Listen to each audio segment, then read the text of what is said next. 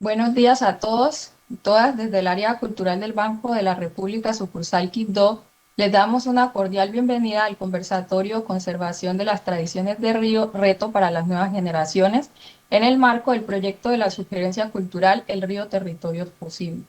En esta oportunidad tenemos unos invitados muy especiales: Marjorie Mosquera Palacios, agrónoma, guardiana del río Atrato en representación del Consejo Comunitario Mayor de la Organización Campesina y Popular del Alto Atrato, Jocomococa, y Danilo Casama, etnoeducador de los pueblos originarios, sus costumbres y tradiciones, estudiante del programa de inglés y francés de la Universidad Tecnológica del Chocó.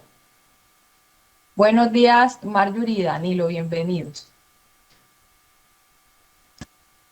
Buenos días, Diana. Buenos días, Danilo, y a todos los que nos están viendo en este momento en el Facebook Live. Hola, buenos días a todos. Buenos días a Diana y a Marjorie. Y gracias por la invitación. Y bueno, empecemos esta charla. ¿No? Bienvenidos. Y un saludo muy especial a todas las personas que están conectándose a nuestro Facebook Live de Banrep Cultural Quito. Para empezar nuestra conversación, bueno, queremos hacerles unas preguntas en torno a las cuales vamos a poder hablar en el día de hoy. Nos gustaría empezar conversando en torno a la siguiente pregunta: ¿cómo participan los jóvenes en la conservación de las tradiciones ancestrales asociadas con el río? Bueno, los jóvenes, y especialmente los que hemos estado ligados como un poco al tema de la ruralidad, hemos estado siempre ligados y estrechamente relacionados con el territorio y especialmente con el río, desde que nacemos, ¿cierto? Todas nuestras prácticas sociales, recreativas y culturales están en torno al río. Actualmente hay muchos jóvenes participando de todo este tema de la conservación del río y del medio ambiente. Hay procesos muy importantes en los territorios, en las comunidades. Hay espacios de políticos, de ciencia política frente a la conservación y a la responsabilidad que tienen los jóvenes frente al cuidado de de esa parte de la naturaleza que hace, que es, digamos, la vida y la razón de los territorios.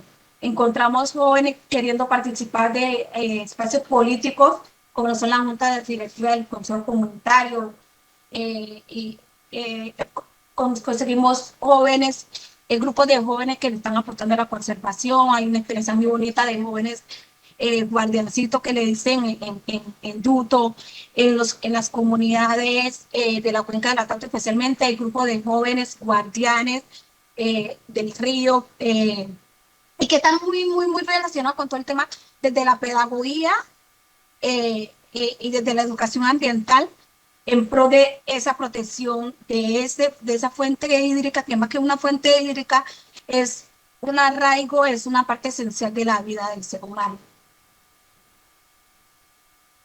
Así es, Marjorie. Danilo, muchas gracias.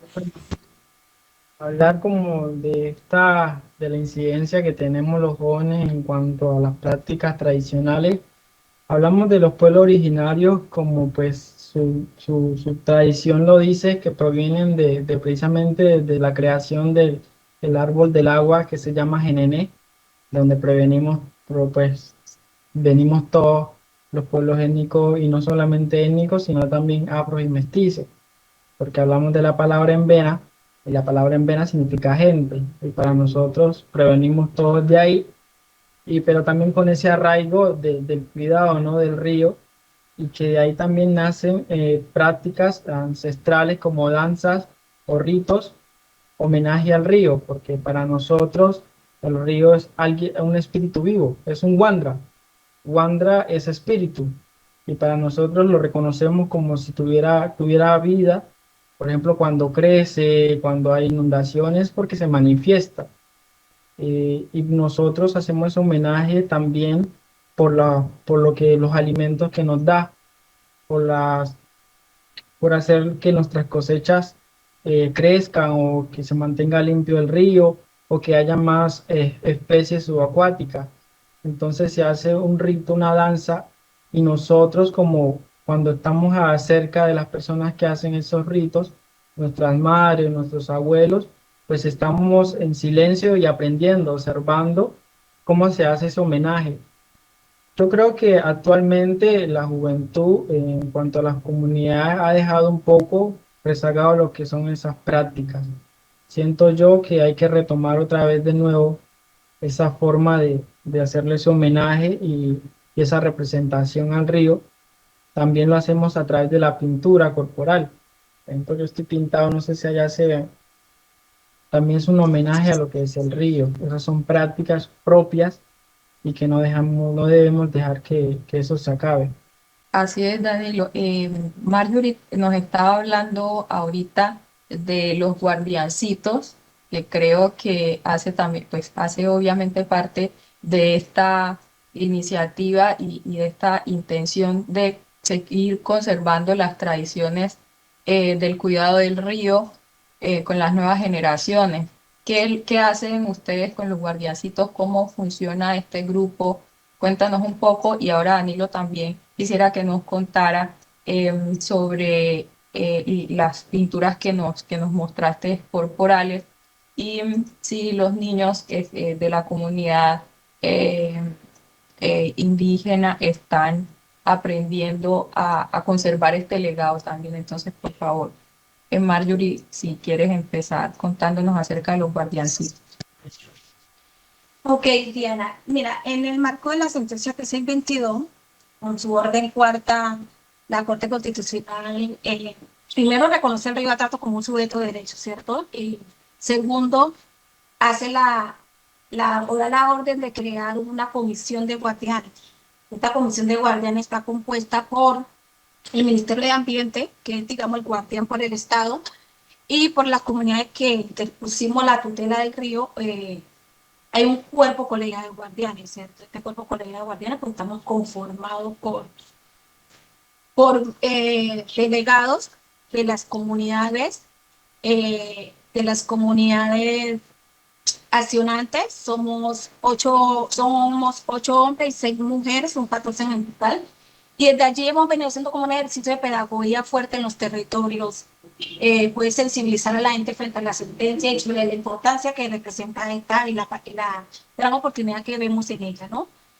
Y en todo este ejercicio de pedagogía, especialmente, que creemos que esa es la clave para poder empoderar a la gente de la sentencia, todo este ejercicio de pedagogía hemos hecho equipos de guardianes de niños, de jóvenes, y empezamos con una pedagogía básica con los niños sobre la importancia de cuidar el río, sobre la importancia de cuidar el entorno, la casa común, lo que uno le llama, el territorio como tal. Y hay un ejercicio muy bonito que se llama los guardiancitos, de los guardiancitos, sí, en Yuto, digamos que lo lidera el padre Sterling de la diócesis de Quito. Y estos chicos son chicos entre unos 13, 17 años, creo que lo máximo. Y estos chicos hacen todo el tema de pedagogía en su municipio, pedagogía frente a la sentencia, frente a la educación ambiental. Hacen también jornadas de limpieza, educativas, campañas de defensa del río. Y con los niños, más que todo, lo que estamos haciendo es como, nosotros tenemos una campaña que se llama, esa que ven ahí, todos somos guardianes del río Atrato, y es una invitación a que no solamente ese cuerpo colegiado de guardianes, que son, digamos, un espacio de interlocución con las entidades demandadas para la implementación correcta y participativa de las comunidades en el cumplimiento de las órdenes de la sentencia. Lo que hemos hecho con estos niños puede incluir en sembrarle esa semillita de por qué es importante cuidar el medio ambiente, ¿cierto? Porque es importante cuidar el río. Nosotros sabemos que tradicionalmente muchas de las apuestas culturales que desarrollamos en las comunidades están ligadas al río, ¿cierto? El agua es utilizada para rituales, el agua es utilizada para situaciones religiosas, por ejemplo, para bautizar. cosa que ya poco se ha perdido un poco. Lo primero que hacía era bautizar a los niños con agua de socorro o agua bendita, como uno le llama. Allí vemos ligada el agua para curar. Hay una práctica, por ejemplo, que las personas van a la mitad del río y meten las manos hasta donde le alcance, sacan el agua y la toman. Se supone que esa agua es curativa. En la comunidad indígena, con el permiso de, de Danilo, la iniciación de las mujeres en el periodo también, hasta el parto también he utilizado el río. Las comunidades tienen lagos, quebradas que son, digamos, de protección espiritual. Y, digamos, todo eso se le está enseñando a los niños porque lo que hemos visto que con el pasar de los tiempos, esto se ha estado perdiendo, especialmente en los jóvenes que también, digamos, salen del territorio y que también cuando llegan a la ciudad pierden un poquito el arraigo. Es tratar de recuperar esto, empoderar mucho más a los niños y yo siempre cuento una experiencia muy bonita de trascendente en todas las comunidades. Es que yo con todo esto de la sentencia comencé con que, bueno, voy a preguntar a la gente y a los niños y a los jóvenes en qué representa el río para ellos, ¿no? Entonces empecé como a preguntarle a ciertas personas y le preguntaba a una niña de 11 años qué significa el río para él y ella me decía, es mi razón de ser. Sin el río yo no puedo vivir, ¿cierto? Una chica de 19 años me dijo, eh, el río es parte de mi vida, he estado ligada en todo este tiempo desde que nací. Y sin embargo le pregunté a una chica, a una conocida de la capital, y le digo, bueno, ¿qué representa el río para ti? No, pues es una fuente hídrica allí que, que fluye. Y yo, vea, o sea, la concepción que se tiene del río es muy diferente de acuerdo al territorio de tu vida. Entonces, por eso es importante conocer un poco el contexto y entender y respetar como ese arraigo que tenemos las personas con ciertas cosas, con el territorio, con la naturaleza. Entonces, digamos que eso es lo que hemos estado tratando de hacer tanto con niños como con jóvenes para poder garantizar esa protección esa protección cultural y tradicional. Y la sentencia tiene un elemento que más tarde, digamos que me voy a entrar un poquito más, un elemento muy importante que se llama enfoque biocultural. Y es eso, esa relación cultura-naturaleza, el ser, ¿no? Entonces, ese elemento que trae la sentencia como enfoque biocultural, pero que es clave para poder garantizar la protección de las tradiciones en las comunidades en el territorio. Así es, Marjorie, muchísimas gracias por contarnos toda esta información que es fundamental para crear conciencia con respecto al cuidado del río y también animar a las nuevas generaciones a involucrarse de manera activa, a entender que no se trata solo de unas personas, sino que todos somos responsables del cuidado de nuestras fuentes hídricas.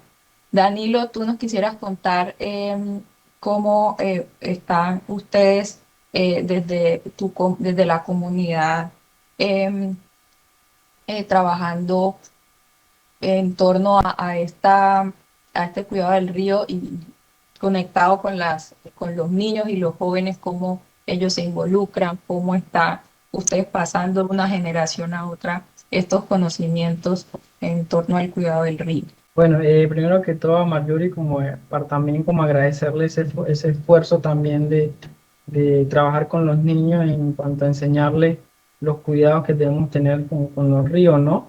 Y que son una fuente principal. Es importante desde niños inculcarles estos principios también y que los guardianes o las guardianas hacen este esfuerzo en todas las comunidades que quedan pues alrededor del río. Para las comunidades indígenas también hacen su aporte, ¿no? Más que todo porque son más de 500 años, más de 600 años ya habitando espacio donde precisamente hay ríos, los principales ríos del departamento. La pintura corporal como también homenaje. Primero que todo, el conocimiento que tienen los niños acerca del cuidado del río es desde que nacen, porque muchos los partos lo han tenido en el río y ya desde ahí hay una conexión. Eh, Desde que tienen un año ya los padres le van enseñando cómo a nadar en el río, yendo a las afluentes, eh, ir en canoa. Por ejemplo, hay una imagen de unas canoas, un río, ahí están los niños precisamente navegando. Esta imagen, ya ahí se puede observar que pues, en otras ciudades donde hay ríos precisamente, a unos niños así no los dejan como entrar en canoa o dependiendo de la edad, ¿no? Como dice, ay, qué peligro, no. Ya precisamente estos niños ya nacen con esa, por decirlo así, una virtud y una conexión con el río, donde la niña de 3 años lleva a su hermanito de 1 año a bañar y no pasa nada. Entonces, estas prácticas y estas costumbres vienen desde hace muchísimos años, como te estoy diciendo, desde hace 500 años, donde nuestros padres le inculcan lo que es la ley de origen, donde la ley de origen, uno de los objetivos principal, por decirlo así, es cuidar la naturaleza y ser buena persona, ser de corazón bueno. Son vía, ser de corazón bueno y en Huacurita, o sea, Huabuita, o cuidarlo, o resguardar lo que es la naturaleza. Entonces todo eso se viene como desde la oralidad, haciendo prácticas también en el campo, por ejemplo, los residuos, recogerlos, no tirarlos al río.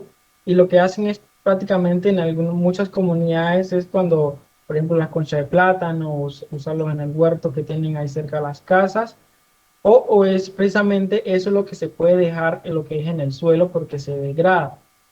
Desde hace muchos años las prácticas pues también en estos tiempos han cambiado mucho y también hay que adaptarse a las nuevas formas de lo que es el mundo también, porque precisamente sus territorios, ya hay muchos conflictos, conflictos armados, hay minería ilegal, vienen afectando estas comunidades y eso interrumpe una práctica cultural y que deja marcado a mucha generación, ¿no? Y que la generación que viene en camino, pues tienden a coger otras costumbres porque ya precisamente sus sitios o ritos o lugares de ritos ya no pueden ir precisamente porque sus territorios han sido minados o hay muchos grupos armados, ya no pueden transitar por ahí. La minería, el acceso a las enfermedades también afectan a los mayores, quienes hacen esas prácticas y los niños que precisamente aprenden observando a los mayores ya no tienen esa práctica. Entonces, es muy delicado esta situación, porque se han ido de a poco perdiendo muchas tradiciones, pero que aún algunos mayores, o por ejemplo, los que podemos tener un poco de conocimiento, lo transmitimos, le decimos a los niños. Hablabas de la pintura corporal, donde precisamente se hace homenaje al río, al río, a los ríos, a la naturaleza, haciéndonos las figuras representativas de cada una, para que ellos también tengan ese arraigo y no se les pierda esa conciencia y esa ley de origen. Así es, Danilo. Están haciendo una labor muy valiosa de seguir, de preservar, ¿cierto? La cultura y sobre todo esta que está asociada, las prácticas que están asociadas con el río, con el cuidado, con la conciencia de la importancia que tiene este recurso que es vital para el agua, que es vital para nosotros. Bueno, nos gustaría también preguntarle, bueno, ya Danilo nos estaba contando cuáles son los retos que enfrentan entonces las nuevas generaciones en relación con la cultura del cuidado, y Danilo nos estaba contando que pues como hay dificultades para ir a los lugares donde se realizan estas prácticas y los mayores pasan de una generación a otra el conocimiento, pues hay dificultades, pero quisiera que ustedes me contaran si de pronto existen otras cosas y cómo hacen ustedes para tratar de eh, resolver de alguna manera o encontrar otras alternativas para que el conocimiento no se pierda. Entonces, Marjorie y Danilo, les dejo esta pregunta para que conversemos también. Ok, Diana, me gustaría que colocaras la imagen donde está el deterioro ambiental. Eh, el territorio, yo quiero que la gente nos centremos un poquito en mirar esa imagen, eh, miremos las dos caras de la moneda, ¿no? Eh, esta fotografía fue tomada, esa fue tomada, en la anterior, esa fue tomada por un fotógrafo que siempre acompaña como el proceso de la diócesis de Quito, pero también acompaña el proceso de sentencia, viene año a año, toma fotografías de todo el territorio y que, digamos, trabaja mucho en articulación con nosotros. Es un fotógrafo norteamericano, se llama Steve Gallen, y esta foto se tomó en el 2018, en octubre del 2018, y es un poco ver cómo está el territorio, ¿cierto? Cómo vemos, cómo está el territorio destruido en esa área de Río Quito. Y quiero que veamos la imagen que sigue, donde hay un relacionamiento de las comunidades con el río y cómo se ve el intercambio de conocimiento en ella. Más adelante, Diana. Mira, hay varios retos frente a la protección del conocimiento cultural, tradicional, y más en los jóvenes, ¿cierto? Siento que hay que hacer una reflexión fuerte sobre el desarrollo económico y la sostenibilidad ambiental, ¿cierto? Muchas veces el tema es desarrollo económico y sostenibilidad ambiental siempre están en contraste directo, pero siento que se tiene que hacer una integralidad entre el desarrollo económico y la sostenibilidad ambiental, ¿cierto? Tienen que ponerse en el centro digamos, de la garantía de las comunidades al acceso a la salud, a la educación. Entonces, desarrollo económico que esté ligado, pero que esté en el centro de la protección del medio ambiente también, ¿cierto? Frente a la juventud hay un gran reto. Muchos jóvenes se han desligado del territorio, eh, digamos, están viendo el territorio desde otra visión, desde una visión de desarrollo más fuerte, más pensando en lo económico, pero hay buen potencial. Yo creo que también hay muy buen potencial y hay que generar herramientas que permitan que ese conocimiento ancestral siga conservándose y manteniéndose. La sentencia, por ejemplo, la Corte le otorgó 4 derechos al río, que era la conservación, a la protección, al mantenimiento y a la restauración. Y esos 4 derechos que se le otorgaron al río no solamente pueden ser los derechos al río, sino también el derecho al entorno y al territorio, ¿cierto? Conservar las tradiciones, proteger el conocimiento ancestral, restaurar lo que se ha perdido, mantener ese arraigo con el conocimiento tradicional, con ese arraigo con la relación hombre-naturaleza y cultura. Y eso hay que hacerlo con los jóvenes. Nosotros, por ejemplo, estamos haciendo, en los últimos años hemos hecho también un ejercicio fuerte de centrarnos en los jóvenes y en los niños. Digamos, hemos elaborado varios proyectos que tienen que ver con ese empoderamiento de los jóvenes frente no solamente al cuidado del medio ambiente, sino su desarrollo personal, ¿no?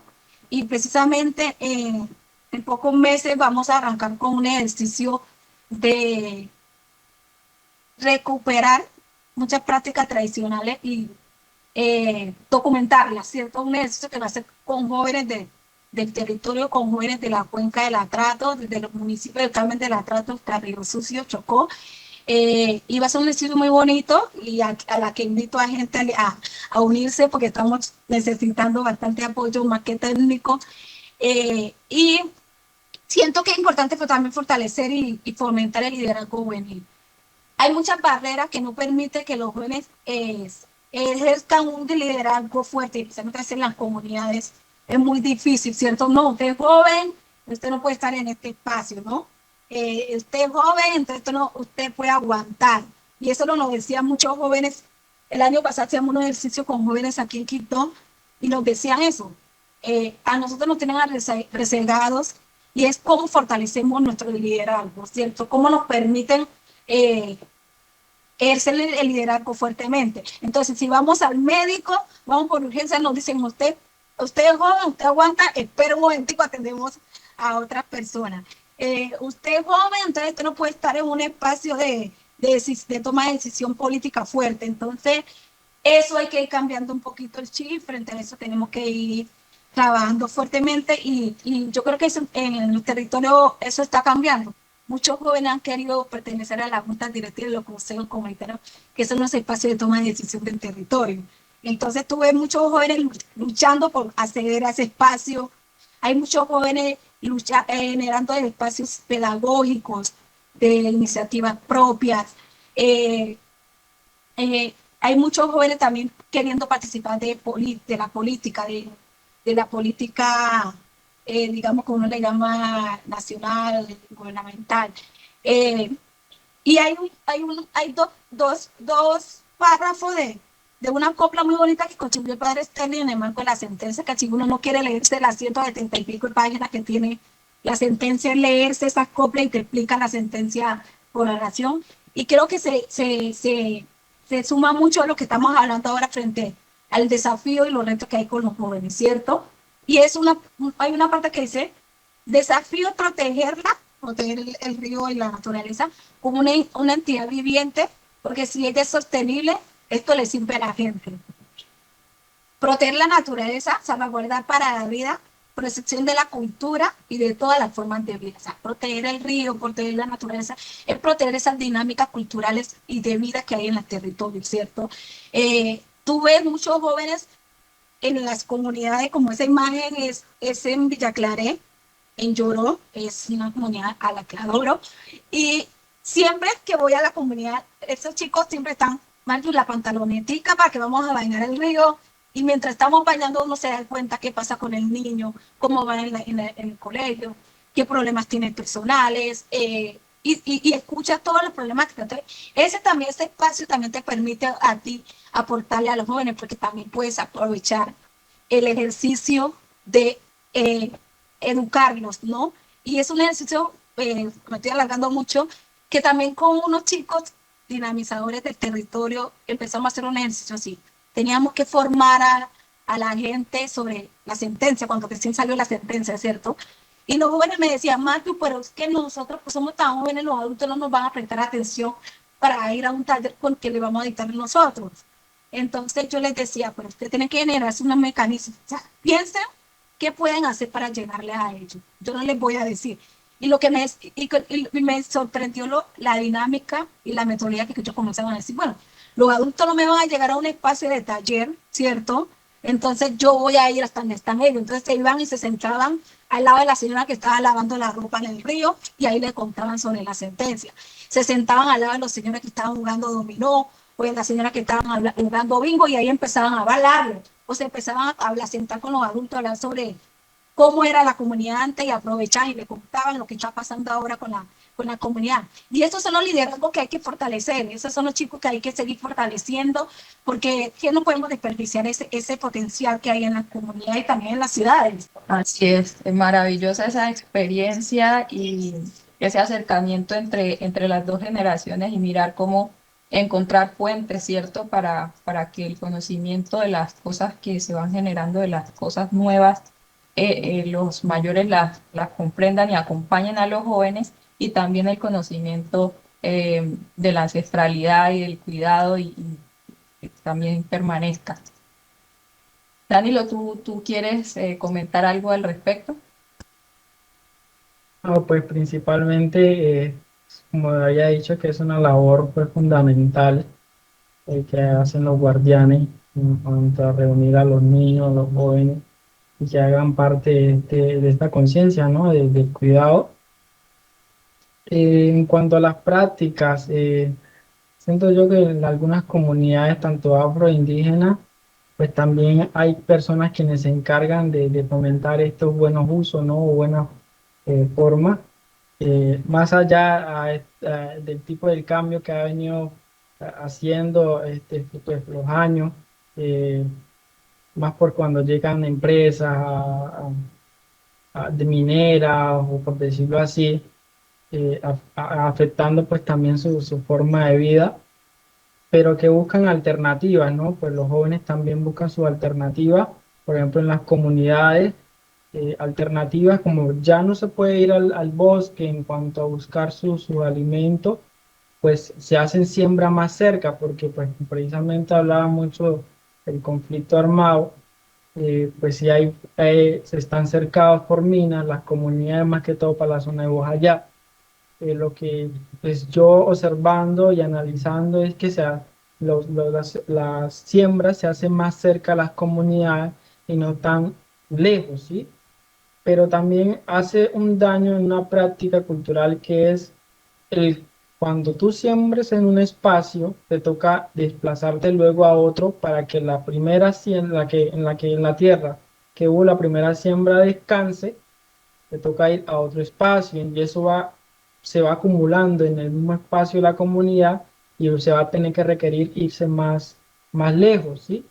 Entonces, a pesar de eso, se buscan formas de otras plantaciones o de crías de peces en algunas comunidades para que puedan subsistir las comunidades o ellos mismos, ¿sí? Mm, es difícil el reto como se plantea pues ahorita en esta generación, pero no imposible si lo que hace, por ejemplo, lo que hacen los guardianes, fomentar en las comunidades a los niños de nuevas prácticas y también que sean amenas a la naturaleza, ¿no? Eh, en las comunidades, pues sinceramente para decidir pues así se han perdido mucho, se ha perdido mucho y el gobierno como garante no es que sea un garante realmente, más que todo porque los territorios están muy lejos y ellos creen que algunas comunidades son como otras comunidades como en el Cauca, que tienen carretera, que pueden tener acceso a las ciudades y no saben las dificultades que tienen las comunidades afroindígenas en estos ríos, porque hay ríos que es imposible casi, llevan por ejemplo, prácticamente un día subiendo, dependiendo si el río está seco, está grande, así mismo tiene una dificultad para poder acceder y no hacen ese esfuerzo realmente. ¿Sí? Y pero aún así las comunidades siguen perviviendo y subsistiendo a, a- a- a como ellos puedan, ¿sí? Haciendo su siembra, haciendo sus prácticas, pero yo siento, yo pienso que esto, cuando hay tanto conflicto en su resguardo, hay tanta minería, ya los deja muy vulnerables y creo que eso va a tener consecuencias más adelante. Si ya no la está teniendo, más adelante va a ser peor, ¿sí? Entonces, realmente considero yo que los desplazamientos afectan la salud, por ejemplo, ya no pueden hacer su medicina ancestral, medicina tradicional, donde pueden conseguir plantas en las quebradas, donde precisamente encontraban peces que ya no se pueden encontrar en los ríos por la contaminación, las quebradas también ya están afectadas. Entonces, no hay mucha alternativa, pero sí buscan entre ellos mismos, entre las mismas comunidades, aliarse y hacer algo productivo, ya sea en otro espacio donde no haya minas o no haya no transiten tantos grupos armados, donde puedan ellos sembrar. Y es como que buscar lugares donde precisamente estén más tranquilos. No estoy hablando de la zona de Bojayá, en la zona del Baudó, la afectación principal es la gran parte que no han encontrado como la forma de qué hacer con los residuos sólidos, ¿sí? Porque muchas de las comunidades ya empiezan a consumir enlatados, plástico, y también es como que hay que buscar la forma de qué hacer con eso. Y hay veces llevan programas donde puedan hacer el uso de eso y que no afecte tanto a ellos como a las comunidades que viven abajo. Y es lo que precisamente pasa aquí en Quibdó, que como no hacemos uso de esa conciencia y tiramos basura por tirar y no sabemos que abajo de esta ciudad, trato abajo, hay muchas comunidades viviendo, subsistiendo de estos ríos, que precisamente estas prácticas afectan la salud de las personas. Y ese también es el uso de conciencia que hacen las comunidades de no echar basura por echar al río, ¿sí? Lo que, lo que se hace es tratar de quemarlo, aunque no es la mejor forma, pero tratar de quemar los plásticos para no tirarlos al río, que sea de todas formas hay muchas comunidades y prácticamente afecta, como lo que hace la minería, afectar tantas comunidades que a raíz de eso hay enfermedades y que precisamente fallecen los niños que no tienen, pues apenas están viviendo y por culpa de estas formas y estas prácticas han perdido tantas vidas la gente en las comunidades. Entonces es difícil, es difícil. Hay una imagen donde ellos están como reunidos, los niños. En esta imagen, precisamente, ellos aprenden a reconocer su espacio, su territorio, dónde está su resguardo, dónde está ubicado, su fuente principal de alimento, la casa del médico tradicional, su escuela. Más allá le enseñamos también cuál es su ley de origen, reconocer otra vez su ley de origen como ley principal, del cuidado también, de la medicina tradicional. Es que precisamente las comunidades o los pueblos originarios se dice que preservan mucho la naturaleza porque precisamente lo que hacía anteriormente para alimentarse todo era orgánico. Entonces no había nada que tirar al río, que no fuera plástico, que fuera metal o cualquier tipo de basura, ¿sí? O pañales, o por decirlo así. Porque todo eso, las prácticas giraban en torno a lo que era la agricultura sin contaminar ni nada de eso. Entonces toda esa enseñanza se fueron dejando de legado, pero a raíz del cambio, de la llegada de algunas personas en cuanto a hacer daño o sea, llegar a las comunidades con unas prácticas diferentes, pero no teniendo conciencia de que esas prácticas distintas pueden afectar toda una comunidad y una forma de vida. ¿Sí? Inconscientemente lo podía hacer. Y los niños iban aprendiendo eso también, esas cosas, esas costumbres y esa forma de alimentarse también, que gran parte también radica mucho en las enfermedades que no tenían las comunidades, tanto afroindígenas, porque precisamente se alimentaban de una forma muy sana. Entonces el reto es como eso, enseñarle las costumbres, las prácticas, las formas de las siembras, reconocer su territorio, también como, como manera de protección también se puede decir que donde transitan los grupos armados que no pueden ir a tal territorio, a tal parte, porque precisamente también se vive mucho el reclutamiento forzado en las comunidades afroindígenas, ¿sí? Entonces todo eso hace parte como que también de transmitir ese conocimiento para que ellos puedan tener esa conciencia viva y, y lo que hay fuera de sus comunidades, porque muchos no conocen lo que es la ciudad, qué pasa allá en la ciudad, qué prácticas tienen, y ellos viven en su territorio, pues a su manera de vida sana, pero pues hay una afectación que viene de afuera y que a ellos pues lo está afectando, valga la redundancia, y pues también advertirlos, ¿no? Advertirles que puede ocurrir esto, puede pasar esto. Y es como uno también hace su esfuerzo. Claro que sí, Daniel, es muy importante todo lo que nos has contado y quisiera, eh, bueno, ya nos han dicho muchas cosas con respecto al cuidado y a los retos. ¿Qué significado tiene entonces esta sentencia para las comunidades, la sentencia que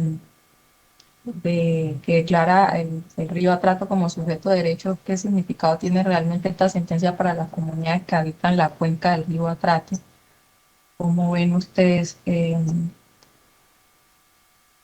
esta sentencia? Marjorie.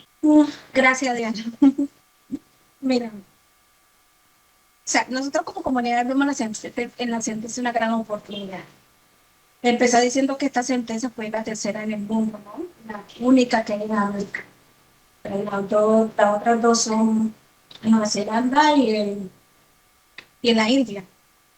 Entonces, digamos que primero, como para comunidades, es un orgullo, ¿cierto? Ser los primeros, los pioneros. Y sentimos que a partir de esta sentencia también hubo otros otros de reconocimiento de derecho a la naturaleza. Digamos, Río Atrato fue el pionero y a partir de allí tenemos sentencia del Amazonas, tenemos sentencia del Río Cauca, tenemos tres sentencias en el Quindío, del Río Pequeño, y digamos que en ese término de reconocimiento, pues ser los pioneros representa una gran responsabilidad, ¿no? Yo siempre he dicho que primero esta sentencia es un gran desafío tanto institucional como comunitario. Primero porque la institucionalidad no estaba preparada para un tipo de fallo como este, yo siempre lo digo, no estaba preparada para un tipo de fallo de esta naturaleza porque nunca había habido un fallo de esta naturaleza, ¿cierto? Entonces no están preparadas para responder a las órdenes y eso, digamos, se ha notado un poquito, digamos, no en el no avance, sino en el avance lento, ¿cierto? Del fallo, de las órdenes. Frente a las comunidades es una gran oportunidad para poder desarrollar muchas acciones que tienen en el territorio. Y lo vemos como una gran oportunidad porque para nadie es un secreto que muchas de las acciones que se hacen en los territorios, y especialmente en comunidades étnicas, eh, tienen que tiene que estar, digamos, ligada a una acción jurídica, ¿cierto? Es paradójicamente. Entonces, demandamos, nos dan unos derechos, pero demandamos para que nos cumplan los derechos. O sea, a lo mismo que nos dan los derechos, los tenemos que demandar para que nos den los derechos. Paradójicamente es así, ¿cierto? Y no había que llegar a este proceso de demanda y en ese momento que se hizo la demanda, pues se demandó no solamente al acceso a un ambiente sano, también se demandó a la salud, también se demandó el tema de la culturalidad, la salud, el ambiente sano y todos esos elementos, ¿cierto? Entonces, la comunidad ve en la sentencia esa gran oportunidad porque a partir de la sentencia sí ha habido un cambio frente a la forma de relacionarse la institucionalidad con la comunidad. Entonces, ya saben que hay una sentencia, entonces no pueden ingresar a un territorio a hacer ciertas acciones sin poder, digamos, interlocutar con las comunidades. Si van a hacer una acción en el territorio que tenga que ver con la afectación tanto a la cultura como a las comunidades que están allí, como el ambiente, y que saben que hay una sentencia que se llama sentencia TC22 del Río Atrato, que yo le digo la cédula del Río Atrato, tienen que articularse con las comunidades nacionales para poder que su acción no impacte el territorio, ¿cierto?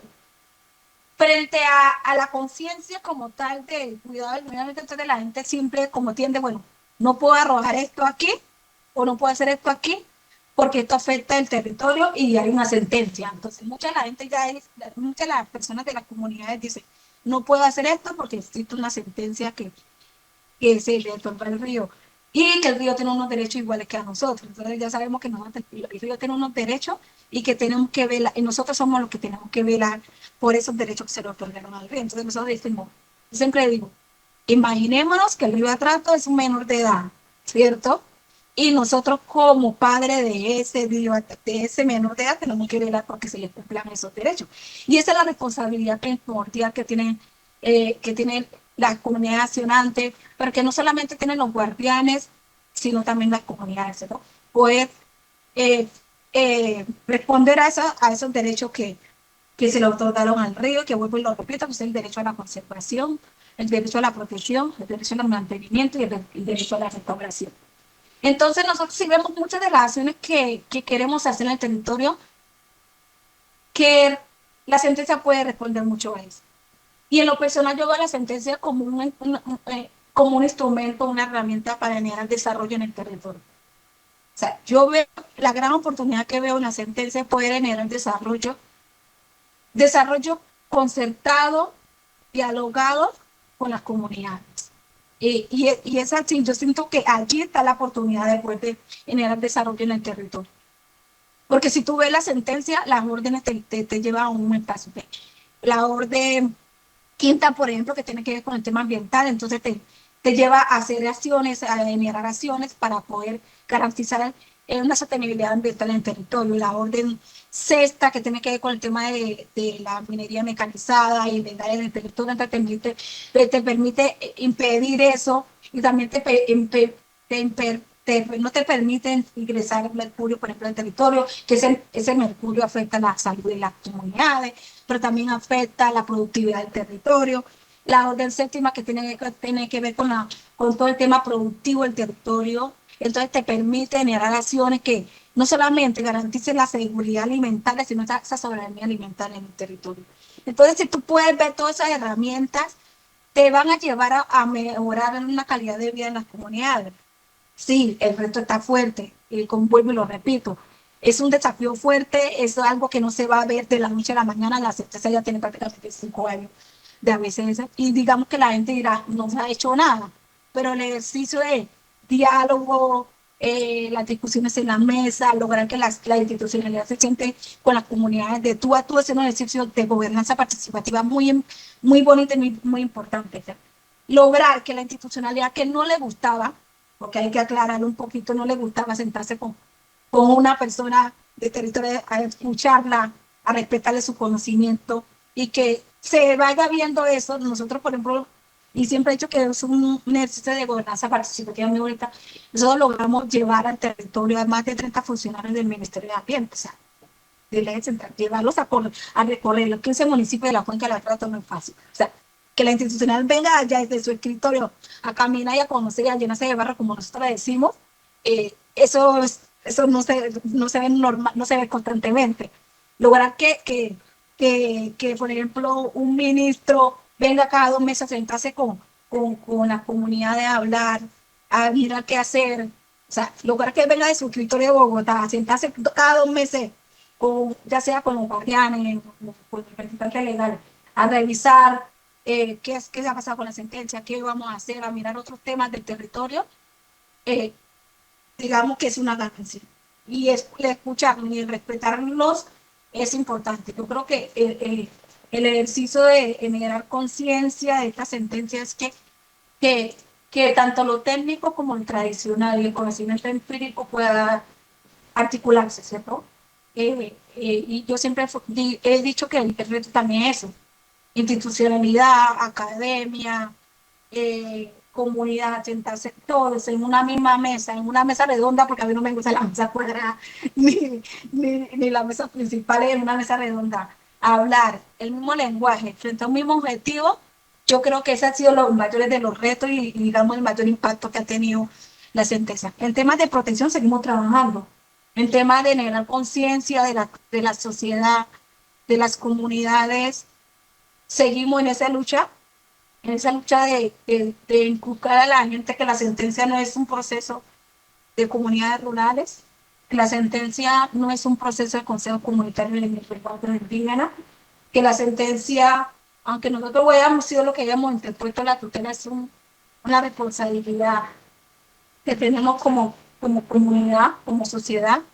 Y yo creo que, yo siempre he dicho, la sentencia para la comunidad chocuana tiene que ser un motivo de orgullo. O sea, es increíble ver el empoderamiento que hay de la sentencia a nivel nacional y a nivel mundial, que cada rato llega investigadores, académicos, a saber más de la sentencia, a saber más de la forma como las comunidades nos relacionamos con el río, y que a veces sentimos que nuestras mismas, la gente que está aquí al lado de nosotros, no sepa ni siquiera qué es la T622. Entonces, y es un ejercicio que hemos estado haciendo, pero como te digo, es un reto para todos. Nos ha costado mucho. Hay un temita que siempre decimos, la, la sentencia no le da, digamos, un rango de bueno, los guardianes van a tener un recurso para movilizarse en el territorio, no. Nosotros todo lo hacemos con todo el esfuerzo que hacemos de las mismas organizaciones que tienen recursos de cooperación, en el ejercicio que hemos hecho como guardianes, en el ejercicio pedagógico, en visitar a las comunidades, en recorrer, siempre ha sido con recursos de cooperación. Hay mucha cooperación que le ha apostado a esto, hay muchos recursos que le ha apostado a esto y que lo han hecho, digamos, de una forma desinteresada. Hay mucha gente que ha venido de afuera del país a decir yo quiero apostarle a un ejercicio de pedagogía, a un taller en una comunidad X, y esa es mi donación al proceso de sentencia, y esa es mi donación al proceso que llevan el cuerpo colegiado de guardianes. Entonces, Sí, es sumar eso, lo que nosotros decimos, todo y todas, hacer todo y todas somos ser guardianes del río Atrato, y no solamente el río Atrato, porque la sentencia, como lo dice, la sentencia tiene efectos intercomunes. Eso quiere decir que lo que pase con la sentencia puede ser desarrollado en otros territorios que tengan las mismas similitudes y condiciones que tiene el Atrato. Puede ser el Baudó, puede ser la aplicación de San Juan, pero puede ser de otras regiones del país. Y como ya le, como lo dije al inicio, eso se vio con los otros fallos que ya tenemos de sentencia. Entonces, lo que tenemos que impedir es que el país se siga llenando de sentencias para poder acceder a los derechos, ¿no? Ese es un reto, y el reto también es eso, a sentir conciencia, y es que salvaguardar la naturaleza, salvaguardar el territorio, salvaguardar el río como tal, y garantizar la supervivencia y la permanencia de las comunidades que están ahí asentadas. Siempre hemos dicho, nosotros tenemos comunidades que la única vía de acceso es el río. Entonces, es pensar en esa comunidad, pensar en aquellas comunidades que estamos asentadas allí, ahí en esa cuenca, allí en ese río, y que nuestra vida y nuestra dinámica cultural y productiva está ligada a esa fuente hídrica, como le llaman. Marjorie, muchísimas gracias por contarnos y explicarnos también acerca de la sentencia y lo que significa realmente, porque de pronto, como tú lo estabas contando, no todas las personas saben, por ejemplo, que el río Atrato ha sido declarado sujeto de derechos y todo lo que esto implica para nosotros, a nuestras comunidades y en el tema del cuidado del río. Por acá en el chat de Facebook hay una pregunta. Bueno, primero pues, los felicitan, felicitaciones por el trabajo que hacen de el cuidado y el trabajo con la comunidad. Pero hay una pregunta, dice que ¿en qué en lo concreto ha cambiado la explotación del río Atrato desde que se estipuló la sentencia y cómo se está materializando el cumplimiento de la misma? Mira, si nosotros hacemos un poco el barrio por el territorio, digamos, no vemos tanto el tema de minería mecanizada fuerte y en el territorio. Yo puedo colocar un ejemplo de mi territorio entre los años 2013, 2015, en la zona, digamos, del Consejo Comunitario, que todo corresponde a todo el municipio de Atrato, parte de Lloró y todo el municipio de Barado. Tú podías subir hacia la Dalia, por ejemplo, y yo me acuerdo que yo una vez alcancé a contar como 40 retroexcavadoras. O sea, alcancé a contar hasta que me cansé. O sea, ya me aburrí, me impacté y ya no seguí contando. Y ahora tú puedes subir, sí, algunas se han entrado hacia las montañas, ya no están en la pega de los ríos, ni están dentro de los ríos, pero sí ha bajado un poco. Cabe aclarar que la la orden que tiene que ver con el tema de minería está ligada al Ministerio de Defensa, que es la orden séptima, la orden sexta de la sentencia, que habla de neutralizar todo el tema de minería ilegal y de ingreso de mercurio al territorio. En ese sentido, ustedes pueden ver, por ejemplo, que el Ministerio de Defensa, pues lo que hace es destrucción de maquinaria, ¿cierto? Pero que tampoco no está ligada al tema de solamente de sentencia. Hay una resolución presidencial que tiene que hablar, que tiene que ver con todo el tema de destrucción de maquinaria. Es una resolución presidencial, y a mí se me olvida mucho a veces el número de resolución, pero si no está en madera, 3225. Es una resolución presidencial que habla de la destrucción de la maquinaria, y que muchas veces cuando se destruye una maquinaria es sentencia, ¿cierto? Pero hay una instancia más alta, que es una resolución presidencial, que lleva a esa destrucción de esa maquinaria. Y eso es un ejercicio que hemos hecho con el Ministerio de Defensa, y nosotros como comunidad casi tratamos de un poco de no ligarnos mucho al tema de las acciones de la fuerza pública, ¿sí? Digamos que la discusión de nosotros con el Ministerio de Defensa es más desde lo social, ¿cierto? Cuando nace la sentencia, el Ministerio de Defensa construyó lo primero que le digo en la parte constitucional: construir un plan de acción para responder a esa orden, ¿cierto? Para cumplirla. Pero entonces el Ministerio de Defensa construyó un plan de acción que tiene que ver con su forma, su manera de operar en el territorio, pero también ahí tiene un componente social. Y ahí es allí donde nosotros como guardianes, como comunidad, nos hemos centrado en ese componente social, ¿cierto? En ese componente social que vaya más de un tema de destrucción de maquinaria, ¿cierto?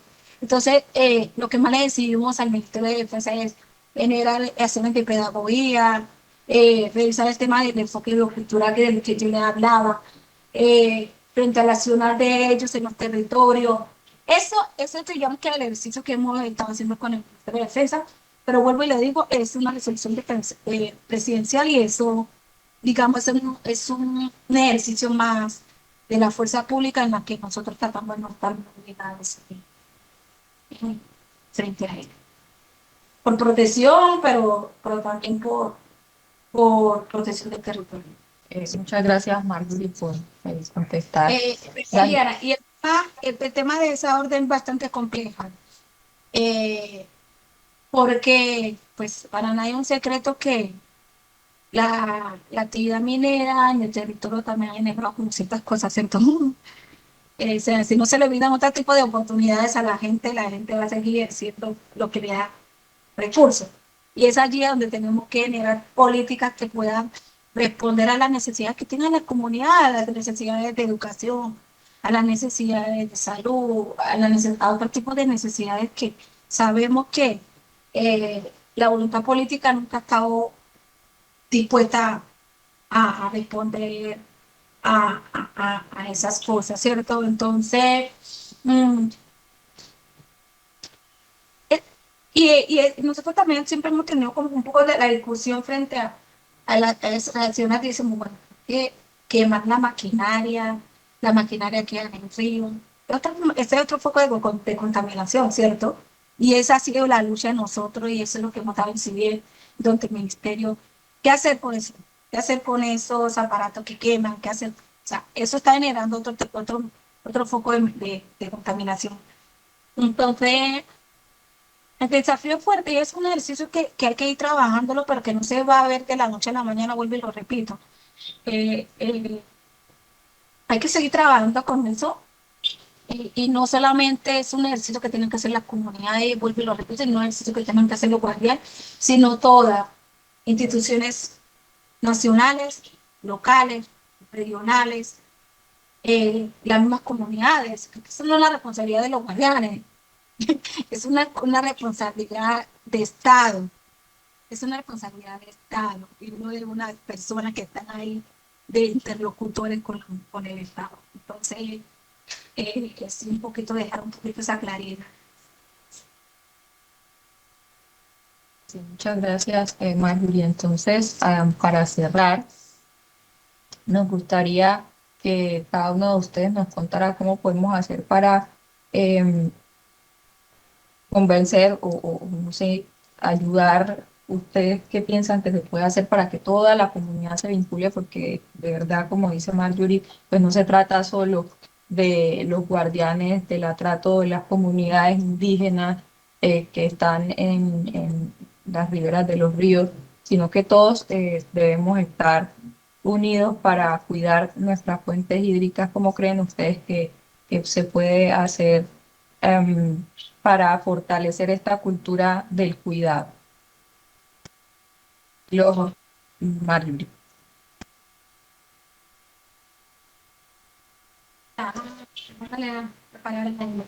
Eh, yo creo que todos podemos aportar nuestro granito de arena desde de lo más mínimo.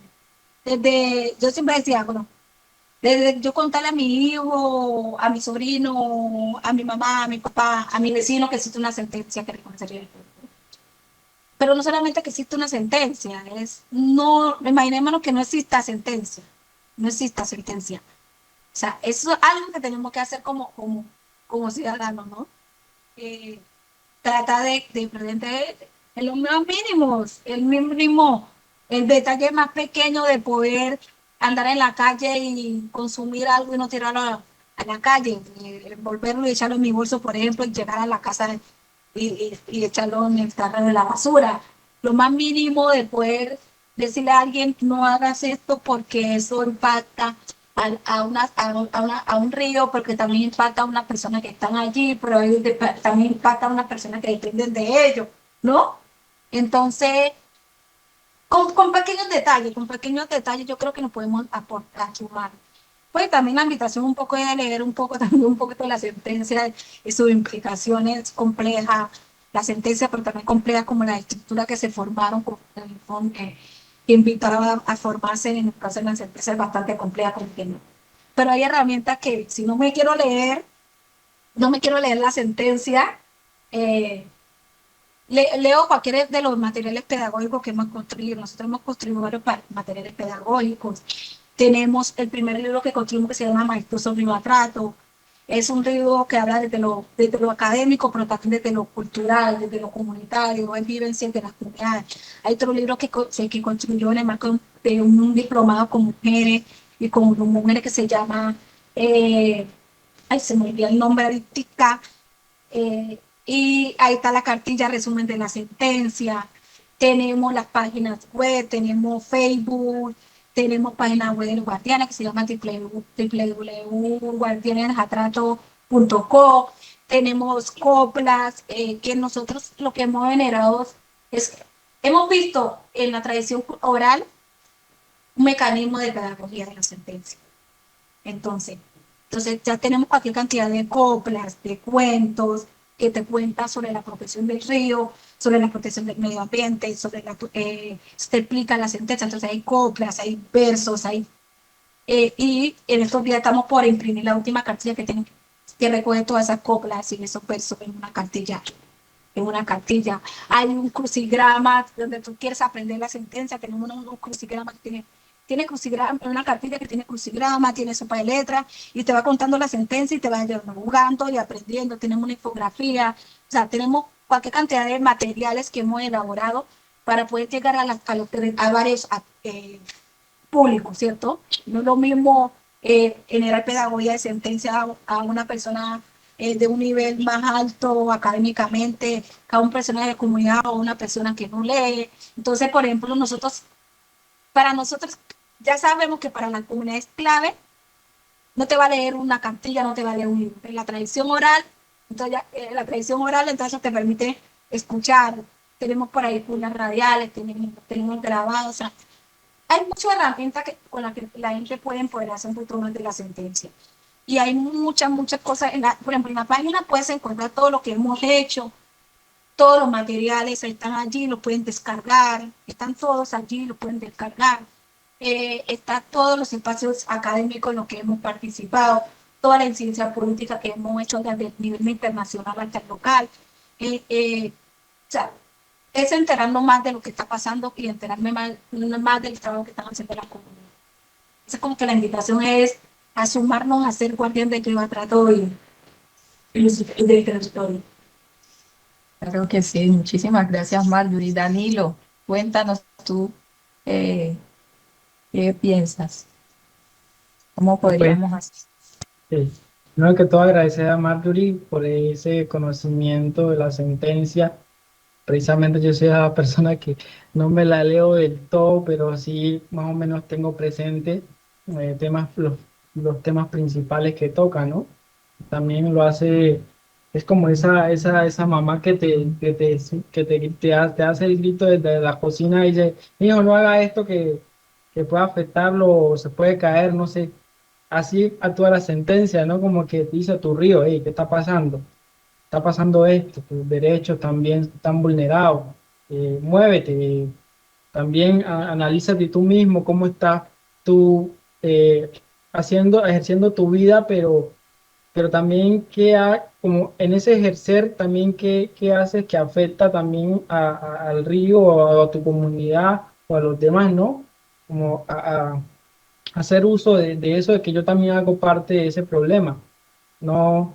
Y que esta solución, por decirlo así, de que estas afectaciones se disminuyan, es también haciendo uso de no hacer lo menos posible de ese consumismo que hacemos, minimizarlo, ya no hacerlo tan, tan habitual como se hace muy a menudo. Yo creo que pues, en mi caso particular, yo soy muy, por decirlo así, no soy de mucho consumir muchas cosas, plástico o cosas así. Yo soy como más de lo que se pueda, por ejemplo, una fruta o un jugo natural, de que precisamente esa fruta, no tanto envase, gaseosa, que eso también ya es una afectación. De alguna forma todos incidimos en algo, ¿sí? Eso tiene una afectación, pero tratarlo de hacer lo más mínimo posible. Porque es que vos en las comunidades, o cuando uno va a las comunidades, los niños aprenden es de ver y de escuchar, de la práctica, ¿sí? No es que, bueno, en las comunidades no es tanto como decía Marjorie, de coger y ponerse a leer y a leer y a leer. No, también es tú mismo que estás haciendo. Y cuando vos a la comunidad de enseñarle a los niños, ya es precisamente con el ejercicio, de coger ejemplos, de hacerlo y que ellos mismos observen que eso tiene un impacto. Es lo que prácticamente se hace en las comunidades, porque es que originariamente de la transmisión oral que habla Marjorie, que es principalmente nuestra práctica de aprendizaje en las comunidades, desde la oralidad, desde la lengua, de hablar del idioma, el Embera, donde es un idioma donde se compacta, no se extiende mucho, sino es algo más concreto, sin dar tanto rodeo.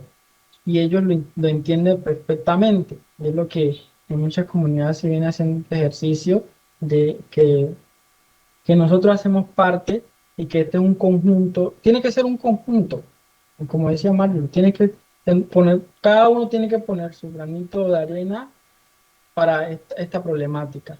Porque si uno, por ejemplo, que tiene encargado una tarea, ya sea algo que encargado, por ejemplo, el defensa, el Ministerio de Defensa, que es encargado pues de lo que es las minerías ilegales, y si no hace su tarea, los que están haciendo su tarea, básicamente es como que si hay una parte que no está como en ese engranaje, se va a seguir afectando.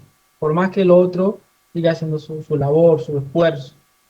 Como que también sacarle ese desaliento también porque, como te digo, cada una parte, los garantes aquí dentro del departamento, aquí en el municipio de Quibdó, también tienen que hacer su esfuerzo. Porque, por ejemplo, en las comunidades dicen, pero si explotaran una draga, ¿cómo va a haber dos dragas más? ¿Sí?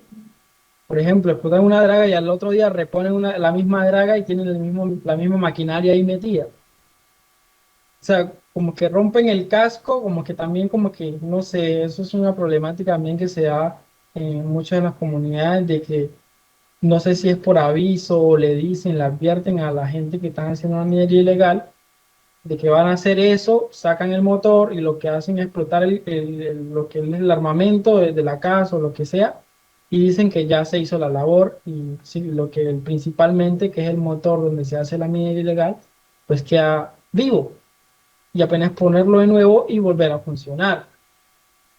Y eso es también una problemática porque es como algo que se maneja con tanta seguridad, con privacidad también, como la gente se va a dar de cuenta y van a decir, ah, no, nos dijeron esto. ¿Sí?